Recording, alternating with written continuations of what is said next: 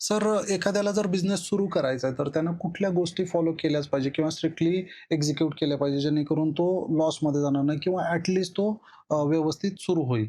आता समजा आपला एक मित्र आहे, मिस्टर गडबड त्याचं नाव. त्याला एक पुढच्या चौकामध्ये मिसळचं दुकान काढायचं. त्याने काय केलं, त्याच्यासाठी जागा बघून ठेवली. त्याला भाडं किती लागेल बघितलं, वर्कर्स किती लागतील, त्यांच्या सॅलरीज, याच्यासाठी माल किती लागेल. एक 4-5 महिन्याचं त्यांनी जे काही भांडवल होतं ते बाजूला काढून ठेवलं आणि बिझनेस चालू केला. आपल्याला वाटलं, "अरे वाह! व्यवस्थित तरतूद केली बरोबर आहे." आता त्याने त्या मिसळची प्राइसिंग कशी ठेवली, पुढच्या चौकामध्ये जो मिसळवाला आहे, त्याच्याकडे ₹50 ला मिसळ विकली जाते. त्याने त्याची किंमत ठेवली ₹50.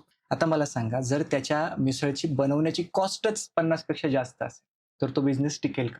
नाही, शक्य नाही. तर ह्या काही गोष्टी असतात, जिथे आपण नवीन व्यवसाय सुरू करताना हे लक्ष द्यावं लागतं. याच्या व्यतिरिक्त तुमचा मिसळसाठी जे फरसाण लागणार आहे, मिसळसाठी अजून काय मसाला लागू शकतो, बरोबर. पाव लागू शकतात. ह्या झाल्या तुमच्या व्हेरिएबल कॉस्ट. हं, ह्या गोष्टींची सांगड घालून जर त्याने ब्रेक इव्हन एनालिसिस केला, हं. तर काय होईल, त्याला आपल्या प्रॉफिटला म्हणजे ना नफा ना तोटा अशा एका लेव्हलपर्यंत त्याला कसं पोहोचता येईल. तर हा तो पहिला टप्पा आहे ब्रेक इव्हन पॉइंटचा. तो त्याने पहिल्यांदा विचार करायला पाहिजे आणि त्याच्यानंतर पुढचे डिसिजन्स घ्यायला पाहिजे.